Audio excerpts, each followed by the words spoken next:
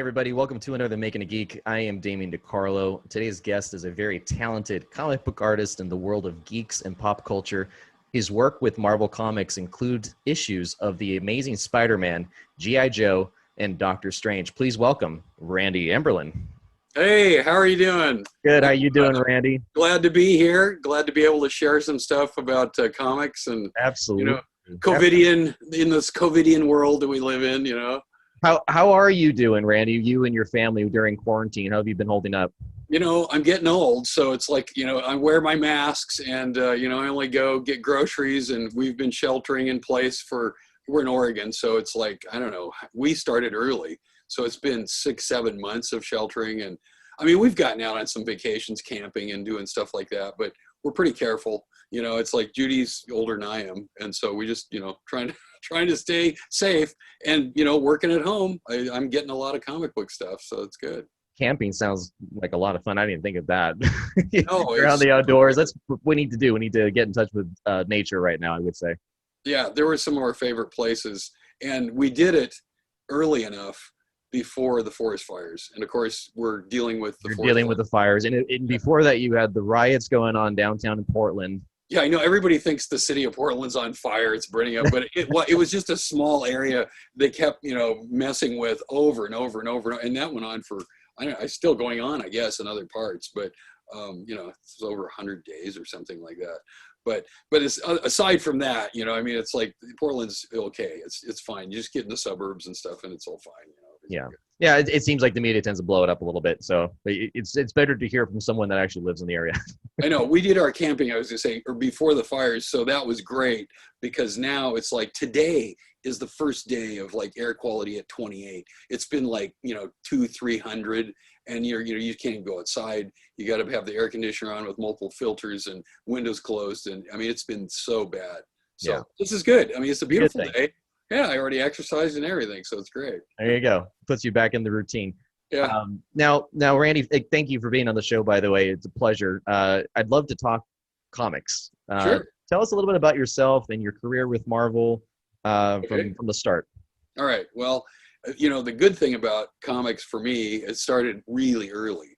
And I don't know if I should go back that far, but, like age 5, my grandma bought comic books for me and I learned to read early before I was even in, first grade. And so that was a big, it was huge as far as a impression making, the comic book artwork. I wanted to draw. At age 4, I was already trying to draw. And my parents said that I'd get so frustrated they have to pull me away from the comic books. And, because I was like, tantrum. Anyway, but so I started early. And then, I was reading DC stuff. And then I discovered Marvel at about age 8 at some, it was one of those, what do they do at schools? It's kind of like a carnival, that's it. And it was fundraiser carnival. And they had tables of comic books for like, a quarter for 10 comics. And they were all like Avengers #3 and Daredevil #1 and all of these incredible comic books. And I'm like, 8 years old. So we discovered Marvel, my friends and I, and that was it. It's like, we were off and, on a comet. So we wanted to make our own comics, all that stuff, and it took a long time to get to where I was actually doing comics because I liked film and music too. I'm a guitarist as well, and, and studied music and stuff. So, I did animation for about 10 years and then had my, big chance at Marvel because a friend of mine from first grade got a job as a penciler at Marvel. And he was able to give me a hand up. He was like, yeah, you could ink my stuff, and he coached me and I was able to long distance from Portland. Actually, I went to New York for a couple of weeks and stayed with him, went into the offices and met with his editor. Was really great. It was Carl Potts, who's an artist. Very rare. You don't get too many editors who are artists and they get it. They understand it. And actually Carl's pretty amazing. He's discovered a lot of famous people like Jim Lee and, the guy that's the X-Men artist. And now he's like a vice president at DC and everything. So yeah, it was great. Carl was great. And he realized that, I was poor and needed a job as well. And it was like, we're trying to buy a house and I was married. And so he actually wrote up kind of a fake contract, basically said Randy's under contract with Marvel for this many issues of this book, so he could give it to, so we got a loan, I mean, it was like super nice. I mean, those are the good days of Marvel. I mean, and Yeah, that sounds like a lot of fun. it was. I mean, Yeah. Virginia Romita, who is John Romita's, the famous Spider-Man artist, his wife ran the, invoicing process. And so you got paid every 2 weeks. But, once you had reached, 2 weeks, you're sending in vouchers every week. So you got checks every week. So, I went from like working for ad agencies where they stick you with like 90 days, waiting to get paid. And here at Marvel, you're getting paid every week. If you're good and you produce work every week, you're getting paid every week. And then the royalties came, and that was, back in those days, it was every, like 9 months to get to your first royalty. But if you stayed on the book, they came every month. So you not only got paid your regular wage, but you got paid a royalty based on the book sales. And then your artwork was returned so you could sell it. So that was a third way of getting paid. So I was in heaven when I got that job. It was like, wow, I can actually work hard and make money. Right. Now, I definitely can share with you. Mentioned when you were 4 years old, your comic book collecting. That's when I started. So I had comic books before I could even read, and it was all about the pictures. And my aunt and I used to sit and read them sometimes, and she used to read me what it would say. And so I'd try to process that while looking at the awesome, cool pictures. So for me, it was a really neat experience. It was very immersive. It was a movie come to life, but in your imagination. But you're also looking at it too. Now, for those that maybe don't know the process of making a comic book, what explain to me how does that work? Where do you begin from square one to finished published page? The beauty of it is, and we talked about this before, is it's kind of like making a movie, doing a comic book. But you don't need 100 people to make the movie. You just need your editor. He's kind of in charge of directing the whole thing, and then you have a writer, and then you have the penciler, and then you have the inker, and then you have the letterer, and you have the colorist. So 5 artists and an editor. So it's 6 people basically. The colorist is the last one, and that's the order basically. Is you have the writer comes up with a plot. This is the Marvel way, and I like this the best. I mean, some writers want to write full script, so they're telling everybody what to do. It's like, okay, Spider-Man's in the first panel, and this is what's in the background. This is what he says. This, no, the old way of doing it, the way Stan Lee did it with Jack Kirby and the guys that really made Marvel great. Those 9 years that were just amazing. They had all these artists that were in their 40s that were like at the peak of their powers in their career. And Stan is like, okay, I'm going to give you a plot. And so the plot is a narrative, and it's about 11 pages for a 22-page comic. So it's double spaced, 11-page narrative, which is basically this happens, then this happens, then this happens. And it doesn't have panel breakdowns. It just says, this is the story. So you can figure 1 page of double spaced type equals 2 pages of artwork. So, you read the 11 pages as the penciler. So the writer writes the plot. It goes to the penciler reads through it, breaks it down, circles the sentences, and then usually does like a half-size breakdown storyboard. So you take like an 8.5 by 11, fold it in half, and you make a signature. So you've got a book, and you just break down the panel sizes, and you can go through and just do stick figures if you want. But you have to make it work out so that you get through the pages. As you look at a page, you go, oh, well, this is the break right here. So I'm going to have 6 panels, and then I'm going to have 4 panels, and that's, the first page of type. And anyway, it's got to work out to 22 pages. And you need to have some sort of imagination, I would assume, by reading this, that you have to bring it to life, much like a director. You read it, then you have to make it come out somehow. You're sort of the cameraman and the editor, if you're the penciler, and I did a lot of inking. I mean, I penciled a lot because I was an animator too, but in comics, I was basically known as an inker. But the thing about an inker is, he's next. I mean, it's actually what happens is it goes writer, plot, then to the penciler, and he goes through and, pencils it out. And then it's checked by the editor. He's checking every stage. The editor gets to check it. And then after the pencils are done, then the writer writes the dialogue balloons. So he literally writes the script after the pencils are done. And this is not typed. This is actually manually penciled in. the dialogue. Is that right? Yeah, well, that's where the letterer comes in, The right? letterer, right? Yeah, so it's like this is the old school way of doing it, right? So there was actually lettering now actually is done on the computer. They hand letter a font in Fontographer or something, and then they save it and they go, that looks good, and then they just type it in, and it's done electronically because you're using the computer now. But in Right. the old days, when I was doing in the 80s, everybody was handling that page. So it was in pencil first, and then the writer gets it back. I mean, and he looks at it and he goes, okay, I'm going to write all of the script. And so he scripts it out, and then copies were made and they were sent to the letterer, so that he could start figuring it out.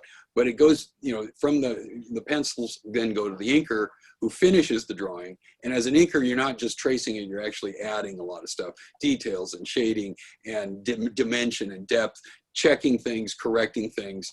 And so then when you get it, then actually I got ahead of myself, before the inker gets to the finished inking, the letterer gets to put the lettering in. So that was before the computer. Now it doesn't matter. You can add the lettering later and it just covers up artwork. But Right. back then, the letterer actually got it before the inker finished the work. So I would get pages and all the balloons would be lettered by hand. So that was the only ink on the paper. The rest was pencil. And then I'd have to go in and finish all of the work in ink, in Indie ink, and using all kinds of stuff. I mean, you use sable brushes and you use crow quill and Gillette cartoonist nib pens, and you're using India ink and whiteouts and different kinds of textures. And back in those days, you used Zipatone. Now that computer's doing all that stuff too, you can add toning and add a lot of that stuff. And even when I do work now, it's like it's still nice to do it in pencil and ink it.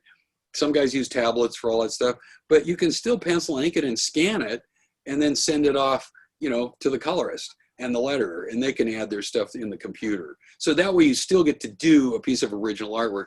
And I've always said, beware of doing everything electronically. I mean, if you're going to do it all on a tablet, you got vapor.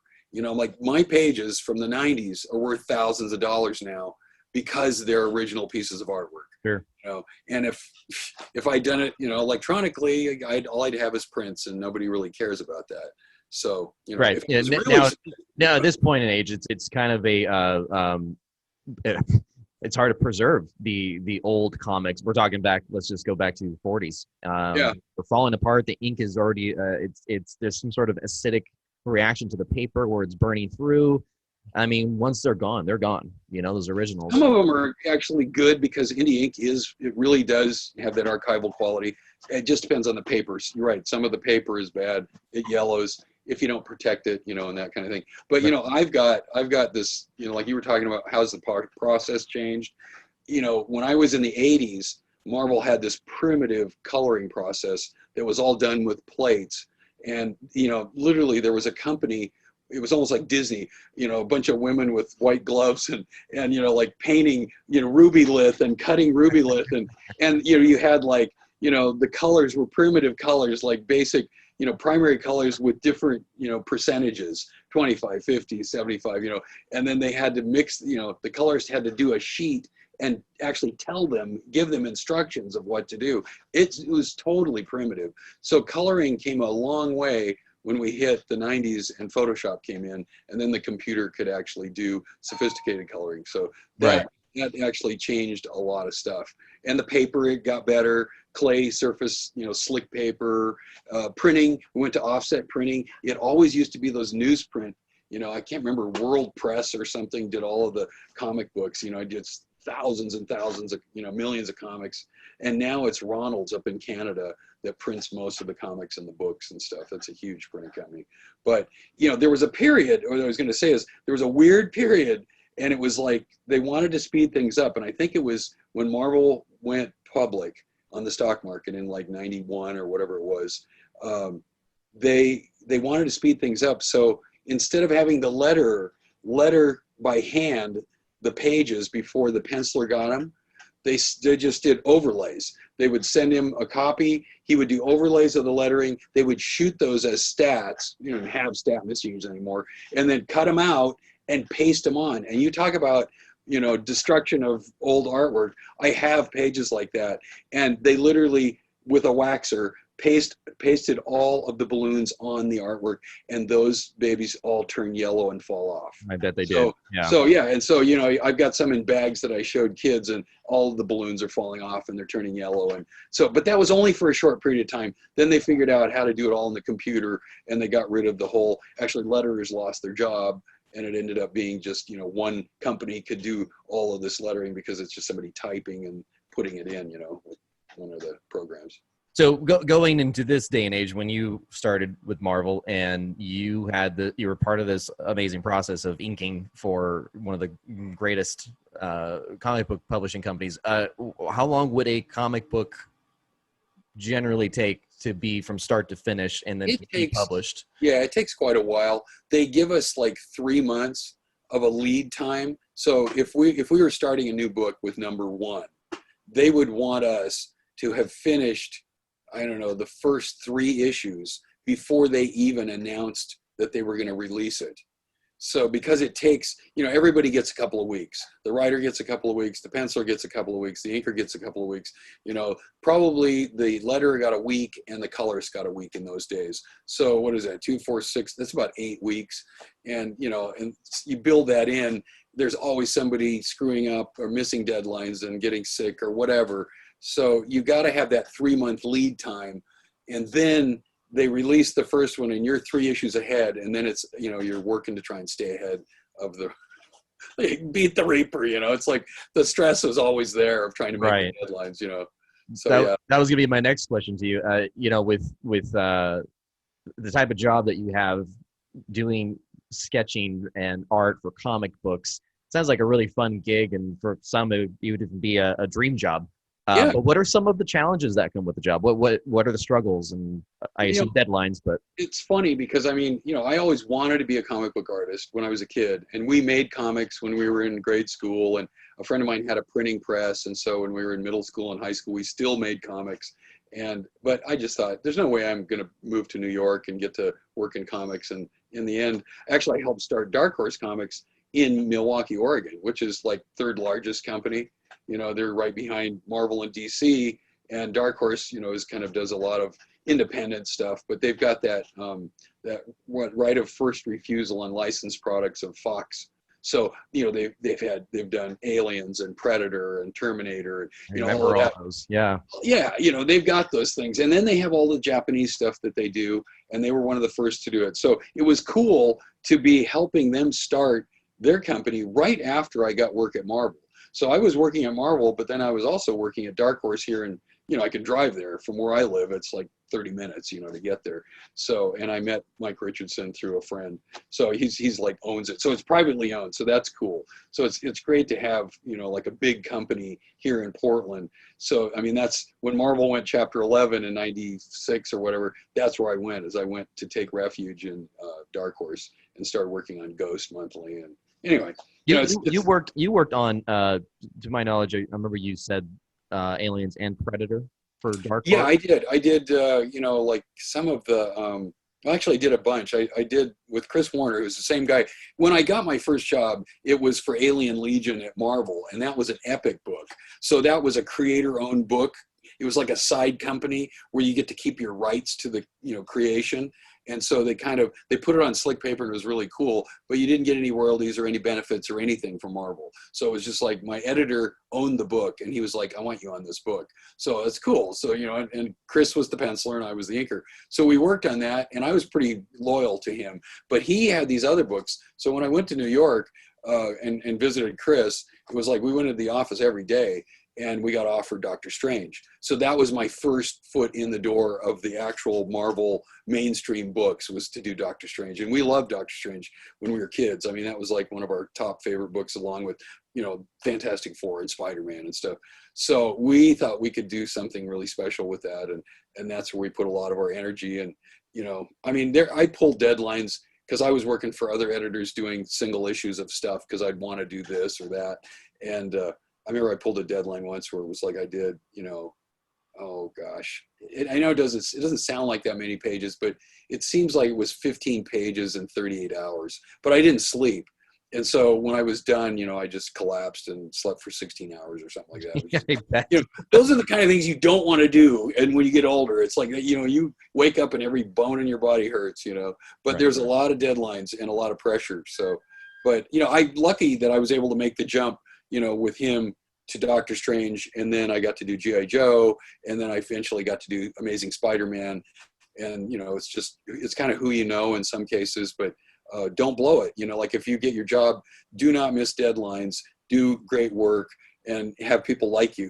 It's like have all of the artists in All the of that at like once. you. Yeah, it's just like any entertainment field. People Sure. want your job. It's like they're after that. They go, man, I want to get on that book Randy's on. It's like Amazing Spider-Man. And the good thing is, Amazing Spider-Man is really one of the iconic books at Marvel. I mean, I am so lucky that was the flagship book that I got to work on. That was Stan Lee's favorite character, favorite book. I met Stan, talked to him a bunch of times, but that was an incredible, that'll never go away. I mean, look at it. The movies just keep coming out, Yeah. I mean, And Stan started the whole thing. yeah, X-Men came later and they were a big deal. And then unfortunately, Marvel being in Chapter 11, they lost the rights to that to Fox. So all his movies were Fox movies. They weren't Marvel movies. So now Marvel bought them all back. And so now they're going to they'll probably get back into making X-Men movies again at some point. So X-Men started that launch in the Marvel Cinematic Universe. Well, actually being in the universe, but it started the line of Marvel films. And I remember when I went opening weekend to that, and just that feeling of I felt overwhelmed as a kid. I believe I was 13 years old at the time, and seeing my one of my favorite comic book characters come to life. All of these characters on the screen was like Wolverine or something. Yeah. And before that, we had the greats. I'm a big Batman fan, so we had the Batman films, but and Superman. But when it came to Marvel, they didn't have such a great run. They had I remember they were terrible stuff in the 80s. Like we had Swamp Thing, we had that was the original Punisher. It was original Punisher movie. Yeah, without the skull on the shirt. Fantastic Four movie was they bought it and threw it away. The bootlegged version, right? Yeah, didn't want it to be seen. It was so bad. Right. So, which you can find now at almost any con. Right. For like but, $10. It's so cool though that in the end we're all afraid, and maybe we still are, of Disney having bought Marvel and owning them. But in the end, they have unlimited funds now. It's like they did it on their own though. I have to admit, it's like you read the book on Marvel. They got that loan from who was it? It's one of the big investment companies.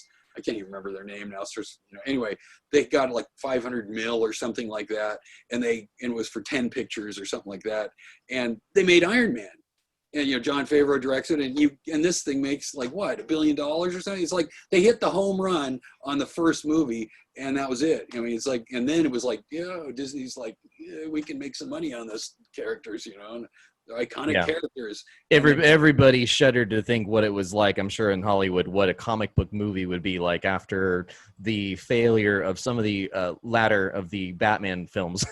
Right. After a while, they saw there was a loss in funds and it wasn't panning out, so they stopped that.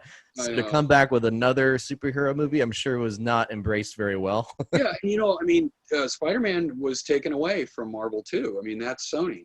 So we lost the X-Men to Fox, and Sony still has Spider-Man. They've made a deal so that they can use them in the Avengers or whatever. But the Spider-Man movies, they were okay. I liked the first one and the second one, with Tobey Maguire. They were good. The third one I didn't like at all, where they screwed Venom over and made You're not alone in that. Yeah, it was not good. And then I liked, what's his name, Andrew Garfield or whatever. He was cool, but it's like they never really they started retelling the story again, and then it's kind of like it just didn't ever go anywhere. And now everybody likes the new Spider-Man, the young guy. I think he's great. I think he's cool, but it's kind of like they're sort of inventing their own mythos as they go now. They're not really paying attention to the old. They kind of are, but some of those villains are a combination of three guys. And a lot of that is Hollywood. But actually, that takes my next question over to you. Is that what is your take to the Marvel movies as a whole? I think for the most part they've been really good. There's been a few clunkers, but I think they've done a really good job, and I'm amazed at some of the directors. That what they've pulled out of the hat. They're obviously special effects and everything are way up to the to the standard that, you know, we never were able to do any of that stuff when I was a kid, you know, and all this, and now they can do anything they want. So as long, you know, as long as you have a good story, I mean, that's the bottom line. Stan would say that, and all of these guys. If without a good story, it's just a bunch of explosions and fight scenes and stuff, and I think people get tired of that. But Right. I really love that Thor Ragnarok one. That's one of my favorites. It I like that had one. it had the Marvel humor from the comic books in the 60s. It was like, you know, I mean, everybody is making fun of each other and themselves, and it's just, I was laughing. I just enjoyed that movie so much. It was just fun. I And, you think know, and the personally, Avengers movies were good too. I mean, it was just, they were a little long. You know, some of those movies, when they get to be like 2.5 hours long or something, it's like almost too sure. much.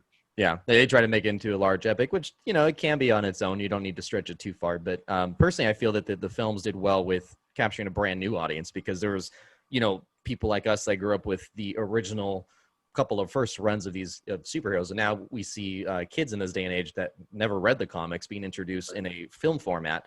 Now it's tapped into a brand new type of audience, and I don't know if that's taken them to going back to comics, but kind of cool, where I get to see, you know, a whole generation of what was me back in the day, hanging I out with, know. you know, a bunch of my little Marvel figures and, and my comic books. Well, you know, the thing is that all of those people that have learned from the movies, and they wouldn't normally have read comics, a lot of them, kids and people, and it translated into, you know, like big fan base at the Comic Cons. So you got tons of people at these Comic Cons, like, you know, 100,000 people. Like I was always doing the Emerald City one. I did the one in San Diego for 20 years, and you know that was like 180,000 people, you know, in 5 days or whatever. And a lot of those fans came from movies. You know, later on when the movie started, you started getting all these fans, and they didn't, you know, they got into comics late, and but unfortunately, comic book sales have not increased because of the movies at Sure. all. Right. The only time I worked on an issue of Batman. I did just a few, and who knows, you know, it was a friend of mine that I was working with, Mark Bright, on G.I. Joe, and he got a Batman for a couple of issues. He got a couple of, you know, and it was right when the first Michael Keaton movie came out, the first Batman one with Jack Nicholson as Joker. The sales went up 200,000 copies. That month, that issue, we made a huge royalty. I've Yeah. never seen anything like that again. I was Batmania in 1989. I remember Never it very seen well. anything like it again. So it's like, Yeah. you know, and in the sales of comics, when I was at the peak of, you know, Marvel's run in the early 90s, you know, when the 30th anniversary and all that stuff, and they went public, Spider-Man was always good. It was right up there with X-Men, and, you know, even G.I. Joe had a pretty good run. But, you know, it was averaging 350,000 copies a month, which is awesome. Now, you're lucky if a comic breaks 100,000, and most comics are selling like 20, 30, maybe 50,000, if that. I mean, in fact, they went for several months with no comics breaking 100,000. So, you know, you have like Spider-Man averaging 350, and then it hits that period of that 30th anniversary, and Carnage comes out. I mean, Carnage sold 750,000 copies, that issue 361, that first issue, and it was just a regular comic book, and there was no advanced publicity in terms of hype. It just was viral. It went to 3 printings, and it was insane. And then, you know, some of those anniversary issues sold 1 million copies that I worked on. We'll never see any of that again. I mean, it's like those days, they were very short-lived. It was like about 3 or 4 years of just unbelievable sales, comics hitting, you know, like, and now it's just, you know, unfortunately. It came about in a very good time, I would say, for because I grew up in that era. It was just, you didn't have any Marvel movies out. You had you know, Right. the first couple of Batmans, okay, cool, and that appealed to the DC fans. But then Marvel didn't really have anything. So to see them with a brand new hit comic book was still a big thing, and people still were, you know, getting them in the mail. I remember Yeah. that I would get comics in the mail, and that was still a thing. So people, you know, of course, they were expecting the next issue like it was their next, I don't know, their next TV show or reality TV show or soap opera, and Right. yeah, people were following it. Now, Randy, you just mentioned you had a hand here in creating one of the most iconic villains in comic book history. Let's talk Right. about Carnage. Okay. All right. I mean, I can tell you a bunch of stuff. In fact, I'm going to show you in a minute. I'm working on a commission for someone, and it's based on the cover to 361, which is the collectible. You know, they're worth like a couple $100 in good shape, Right. but everybody's getting them slabbed and graded and all that stuff. So I'm doing that on an issue of Absolute Carnage. Is it Carnage Born? I guess Absolute Carnage. And this is something they came out with, reprinting stuff, and it actually has got a new story and stuff in it too. But they want me to reproduce that cover, actually do the art on the cover. A lot of comics have these variant covers that are blank so that the artist is allowed to draw a new cover. This one is kind of like that, but the paper is red. So anyway, I'll show it to you in a minute because I'm not done. But the story behind Carnage was, mostly David Michelini, who's the writer, and he's great. He's one of my favorite writers because he could still write one-issue stories. This business of like writing these story arcs that go for a year and drag everybody along. I love the fact that he could write a one-issue story with a different villain and a different villain the next month and a different villain, and then be building towards something and then maybe have like a 2 or 3 parter. But his idea about Carnage was, he's like this serial killer, insane person. And as an artist, Mark Bagley, the penciler, and me, we were able to just, design the character. It's supposed to be, an offspring of Venom. So there's supposed to be similarities. So we thought, Venom's blue. So we'll go red with Carnage. We'll keep it simple. The primary colors are good. And a lot of this black material that's animated, which should be really interesting when they do the movie. But we patterned it, like I was telling you, after the Terminator 2 movie came out about the same time with Arnold. So the T-1000, with all of the liquid metal and the spikes out of his fingers transforming. Think of that character when you think of Carnage. Right, right. Symbiote's just kind of going all over the place. Yeah, and it'll be interesting to see what they do with the animation for that. And you said, what about Woody Harrelson? It's like, I think Woody Harrelson, he's going to be a voice mostly. I mean, really, most of the time he's going to be a voice, and he'll probably be great. I mean, he can do it. I think he's played insane characters before, so he might be really good at it. In fact, I have a story, a really short one. It's like my son is a drone photographer and shoots a lot of commercials, and he's starting to get into some cinema stuff, but his company, ACAM Aerials, is doing really well. They shot a Ford commercial in Michigan just about a month ago, and it was in Detroit. And the director of the film is this guy, Robert Richardson. 3 Academy Awards as a DP, as a director of photography. Nobody's ever done that as an American. 3 Academy Awards. And Alex got to work with him. He got to eat with him and stuff. And it's like, wow, this is cool. Well, he just finished directing the Carnage movie. So I didn't even know that. Yeah. I didn't know it's in post-production. So, Alex is telling me about that, and he's like, wow, he shot that movie. He wasn't really into comics that much, the guy, but he's great. He's a great director of photography. But I thought, wow, the Carnage movie it's on its way to being in the can. I mean, they're working on it now. So now, what did you think of the Venom film? Now that I have you talking about Carnage, it wasn't my favorite take. It's like, I'm really sorry that they didn't have Spider-Man, and they're not going to use Spider-Man either, apparently, in the Carnage movie, which to me is, the whole, mythos of it's based on Spider-Man, right? Right. I mean, if you take Spider-Man out, then you're just doing the symbiote universe, which is a different story. I mean, right. And they can do what they want. I mean, they kind of did it. I think they were saying it was kind of like Lethal Protector, the comic book series, where Venom is kind of the good guy. Right. Yeah. So, and I was supposed to ink that too, and I just couldn't. I was just so overburdened with work at the time. I was supposed to do that series as well. Yeah, Lethal Protector was kind of that one, standalone where it was, I can't recall any other villain having at least in the Spider-Man universe, not having their own run like that. Some villains that get a book, like Doctor Doom, I think had one, and some other characters, but they don't last very long. But yeah, so he was the spawn of Venom. Spawn of Venom, and we had some inspiration, and he was just like Venom times 2, and could just be. And then that led to, those first 3 issues were just, they went through the ceiling. The sales on them were insane, and so we knew we had something. And then, of course, they dreamed up the typical Marvel, it's like, hey, let's do this round robin thing. We have 4 Spider-Man books, so let's start it, with this book. And then everybody does a chapter every month. And so everybody has to buy all 4 comic books in order to read Maximum Carnage, which turned out to be a big deal. I mean, that was like, I don't know how many, it was like 16 issues of comics, plus they added on, like, it started in Ultimate Spider-Man, or not Ultimate, but whatever that other Spider-Man book was, they were using. So they connected it and then added a little bit at the beginning and the end. And it was, the good thing about that is Maximum Carnage, I think that some of that's gonna be in this movie. I think that's kind of be the storyline. That's what I heard. Yeah. Yeah, but if you don't have Spider-Man teaming up with Venom, what's that gonna be? Then it's not really a Spider-Man film. I mean, like you just said, it's the symbiote universe, but I just want to see them, clash and come together, as a comic book fan. And it'll be cool. It'll be cool. I mean, I'm sure they'll have, I'm not worried about special effects. I just want story to be good. That's the thing. If you don't have a good story, it's just a bummer. But anyway, so Carnage is great. I was going to show you this is the here's something most people haven't seen.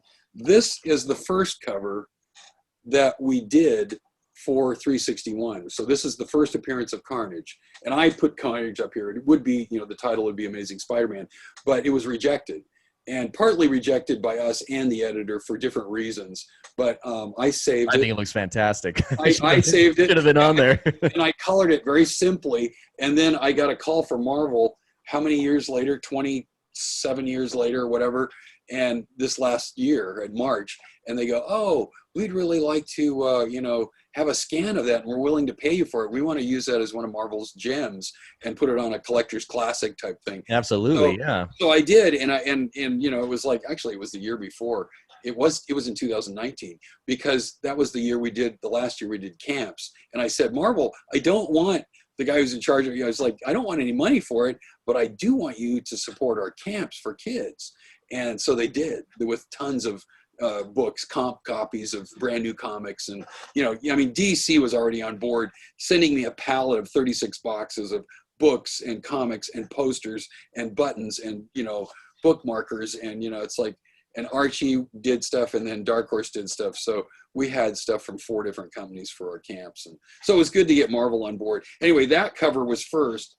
This is I don't have the original here, but this is the black and white version of the cover that was actually used. Right. Yeah. Right? That's pretty cool. It's the one. It's so he's got him up, and I think it's because they're fighting, so it doesn't look like the battle's over. Spider-Man's not on the ground; they're just entangled.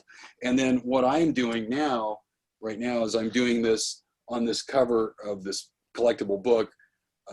Is it Absolute Carnage? Yeah. And so it's the same basic cover I'm making. I have to draw it. So it's the same thing. Anyway, so very popular. People like those. They collect them. And I sign a lot of books now. That's another thing, is like a lot of the CGC stuff. Stores send me books from, like everybody wants their collection signed. So they're trying to get me and Bagley and the writer, David Michelini, to sign, their issues of 361 or the trifecta, 361, 2, and 3. Those are the 3 really most signed books. Now, on your part with creating Carnage, what exactly was your part in that? Was it just the part of the symbiote going everywhere and drawing it? It's like drawing it. I know the editor, even Danny Fingeroth, had a say in it. And he was like, we were, trying to. I think originally, what was it? Having it start from black going out. And he was like, "No, that makes it look like he's got a hole in his chest or something, He's like, he's got a giant exit wound or something." So we had to mix the blacks and the reds, and then our idea was to create all of these things that were alive, and also the fact that he could make like giant blades or axes or hammers out, using kind of like the T1000. Like the T1000. Now, right. the first drawing you showed me, that kind of was that concept. I saw, if I'm not mistaken, the black coming out of his.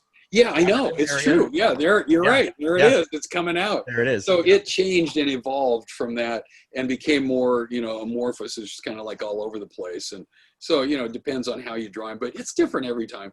And, as a jazz guitarist, and that's what I've been doing for also about 45 years, it's, different every time you draw them.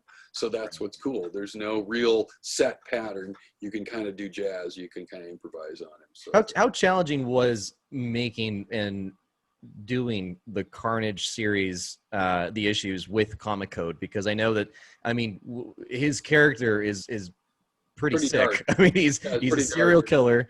He's on the loose. I know it's so weird to be, that's what you're famous for, right? It's like, yeah, we really like your Spider-Man work and that serial killer villain, it's like great. But When my yeah, kids read about serial they, killers. they kept it pretty. I mean, there were some scenes that were, but they're pretty. They didn't show huge gore or anything. They never did. Really, it's just more scary. Did it feel restrictive at all because of the code that you couldn't at the time maybe draw it the way you That's wanted? sort of up to the writer. I mean, he's telling you what to do still, even though the penciler does have a say. I'd say in the old days, the 60s with Jack Kirby days and Stan Lee and Steve Ditko and all those, the artists actually had more of a say because they were kind of like helping write the story in a lot of cases. So in these cases, it's kind of like, hey, if the writer's not going to go off the ledge, then we aren't either. Right. So it didn't bother me. I mean, I'm kind of a PG-13 guy anyway. It's like I'd rather have more people see it than have it just be, like everybody's like, yeah, we want an R-rated, Wolverine or an R-rated whatever. And it's like, well, okay, it's like you want to make more money. You'll lose some of your audience when you do that. Yeah. Right. So I don't know. But well, that must have been fun though. I mean, that what was that like when that issue came out and the response that you heard of the character? Was that did you expect it to be that big? No, and in fact, big mistake on my part. I inked that cover, the first cover I showed you, the one that was rejected, and they didn't want it, so it just sat in my studio for a long time. Boy, I wish I'd kept it. It's like it would easily be worth six figures right now, and somebody's got it out there. So I got to the point where it was like, well, we didn't know the numbers yet, on the sales, and it sat there for I don't know a week or two or whatever. And I thought, well, I want to get my couple $100, for inking this. So it's like I filled out a voucher and sent it in. Of course, they paid me, and then it promptly disappeared in the offices. It was in a drawer somewhere, and as soon as the numbers were out, that the book was selling 750,000 copies that month.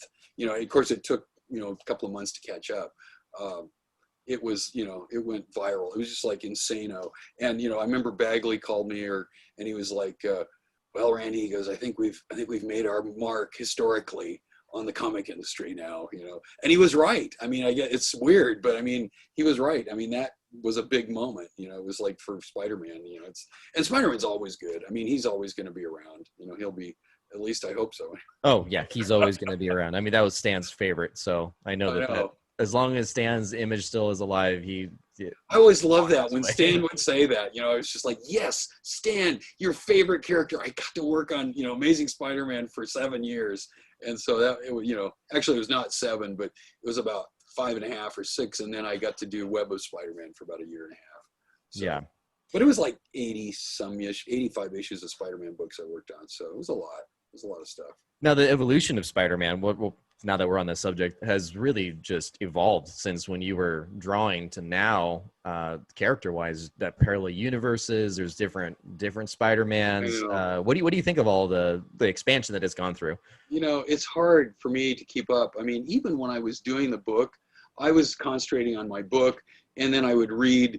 I was inking sometimes 2 books a month. I was doing G.I. Joe and Spider-Man, or Doctor Strange and G.I. Joe, or whatever. So I would read those and try and stay ahead of that. But I didn't have time to read all the other books and stuff, like the fans. So when it gets to now, I mean, I stopped doing serious comic book stuff for Marvel in about 2009. So I saw you have a website, and you under normal circumstances, not during COVID, you teach kids how to draw. Is this specifically for comic book art? It's no, it's bigger, because I did 10 years as an animator and did 50 commercials. So I'm well versed in a lot of different styles and genres. So I didn't limit myself, because look, kids are into what? They're into gaming, they're into animation on TV, they're into movies and animated stuff, and so it was like I had to kind of listen to them. And so I came up with some stuff initially to test, and it was like a little store. It was called Bethany Village Artists, and they sold supplies, but they also had classes. So I asked the lady if I could teach a few classes, and I did. And it was kind of how I trained myself to teach, was using that store. And then after that, I went into the school system and became a vendor. and did after school enrichment programs. And so I was actually teaching at 5 different schools 5 days a week at one time. So, and my wife is a teacher. She teaches in Beaverton, or she did, she just retired, but she was a teacher in Beaverton elementary school. So I started my classes with like 3rd grade to 5th grade, 3rd to 6th or 3rd to 5th, depending on the school. And that's about when kids have that ability, the hand-eye coordination and, physical, they can actually handle a pencil about 3rd grade. So I learned a lot. I mean, I learned a lot about teaching, and of course, teaching, teaches you about your own drawing. And so I think I told you that earlier, but I draw way better now than I did when I was working on comics, just because I've had to analyze it, break it down, and actually use a lot of the reference books that I never had time to use. So I use, tons of different references as well. And then I have private students too. I had a lot of high school and college kids. In fact, and some of the kids I had as early students were with me 10 years, and they became the assistants at our comic book art camps. So they'd come back from college or even after high school. We'd give them a summer job for 3 weeks and pay them, really good wage. And they knew what I knew because they'd learned from me. And so it was great to have them as my hands and eyes. When we were teaching a class of 30 kids or something, I had them out there. My wife was, doing all of the mechanics and thinking through all of the logistics, and she's the teacher, but I'm up front doing whole group instruction and checking on stuff, but I've got my 3 other assistants out there doing it. So that was the ultimate. Now that was a comic book art camp where ultimately we did a comic strip at the end, but we learned to do characters every day, different characters for warm-ups. Then we did a sound effects poster. Then we did a cover. And so you had to break down all of the elements of a cover, and I had sheets on that. And then we finally started a comic strip, and I had plots. I had like 7 or 8 different genres with plots that were just a paragraph, so the kids could do like 2 pages of continuity. So that was a real comic book camp. It was like my wife's idea, and she goes, do the camp that you would have wanted when you were a kid. And Sure. there was nothing like that, Right. So that we did 13 years of that, and we were going to do it this summer, and then COVID came. And really doing an indoor camp was really insane. There's just no way you're going to do that. If somebody gets sick, you're quarantined anyway. So we didn't do it. So I did some films. I did some online video stuff for kids that actually did pay their deposit. And they said, we don't want the refund, but it's like, if you got anything for us. And so I did some, how to draw videos, which I may do. I may end up doing some classes with video. Like I have a YouTube, channel and all that kind of junk. So, I'll be doing some YouTube videos probably. Now, are these students of yours? Do they take on their own style when they draw, or do you kind of notice that your style of drawing has kind of gone to them a little bit? Well, not really. It's just no. Everybody is unique, and I think that's what you always tell them is you go, just because your friends. You think his looks better than yours, that's not necessarily true. It's like everybody has their own style, and that's why you get a job at Marvel is because you have a different style. And that's why they change the artists on books often now is they're looking to hit a home run, so they keep changing it up. And I always tell them, hey, what you're doing is your thing, and it's like if you can just take the pieces I'm giving you of proportion, how to, space the eyes and the nose and the mouth, then you can improvise on that and do your own version and come up with your own style. And that's what I see you have a class of like, 30 kids or probably if I'm doing the schools, it's more like 15, but it's like you look at it and there's always those 3 or 4 that, that can draw exactly like you. They're just really good already. And so they're very compliant, and they do it. But then there's the characters that, are off doing their own thing kind of, and you have to encourage that, it's like, that's cool. You see it differently. So Yeah. that's okay. And that's the thing. It's perspective, and everyone has a different way of looking at something. Absolutely. And so it was fun. And I had my wife to help coach me on stuff because she's a real teacher. Right. And my dad was a principal in the schools, elementary for like 30 years. So, I had a lot of people that were, and I did young audiences for 6 years. And that's a program here in Southwest Washington and Oregon. And it goes to the schools and you do like, it was assembly programs. So you draw for the kids. maybe do a skit that shows exactly what we're talking about. If I could have done the skit to show how comics are made, it was really cool because they had each kid got to be a certain, like an inker or a penciler, and then there was a FedEx guy. Back in those days, everything was FedEx. It was like the pages were flying around. So it's like I would do those, and I did those, and I actually got critiqued and learned a lot from working with that company, or the young audiences thing. And then eventually we kind of came to loggerheads because they wanted to kind of own me like they were my agent or something. It's like, no, I'm sorry, I have many other things that I want to do. You have a lot on your plate. I know. So, but it was good training, and I still do those. I'll still go do a school where I actually do a workshop and speak, do an assembly program, and then follow it with a workshop of how to do a comic book cover, because I got it down now. I mean, it's 13 years of doing it. So did you do this also at the cons when you would go? I would sometimes, like it started, I think, here with, when they did the, the Rose City Comic Con, which started, with some guys that took me out to lunch, and they were like, wow, who do we talk to? How can we get in touch with artists? And they're a bunch of tech guys that had money, and they just wanted to do a nice Comic Con. And then, it turned into this, 50,000 people at the convention center. And for the first years, I would do like I would teach a class. I'd say, okay, we're going to draw a newspaper strip character, and and maybe like we'll do like Garfield or something, and maybe we'll do like a Pokemon character, and then we'll do Spider-Man or something. And everybody's supposed to bring their sketchbook, and then I'd talk about the business, the industry or something like that. So I did that I did it for them, and I did it for a number of other Comic Cons. They're always looking for you to do something. It's like talk about yourself or whatever, be on a panel. At least I had a presentation I could do, so it was kind of fun. How weird is it to not have a con this year? It's pretty weird, because my wife and I we got to the point where we were used to planning our lives around the travel for the Comic Cons, and that in the last 10 years, I mean, it just escalated to the point. I mean, I had friends that, they weren't teaching, or they didn't have other jobs, or they needed money or whatever. They were going to some of them were doing like 35 cons a year. I mean, it's like you're on a plane like almost every weekend. It's like that would drive me insane. It's like, no way I could. No one's ever home when those kind of. Yeah, I mean, it's like, and I just thought, wow, I would be sick all the time or whatever, Anyway, so I would do about 10 to 12, but we would try and pick ones that would take us places. They always, like we did Hawaii, and they put us up for like an extra week after I did the show and did a store appearance. We were there vacationing, and it was like, hey, this is great. So you try and do that, or else connect it in and go, hey, we want to go hiking, or do this. And so let's stay an extra few days and go to cons that are interesting. And I like the smaller ones. I mean, there's the big ones if you want to make some money.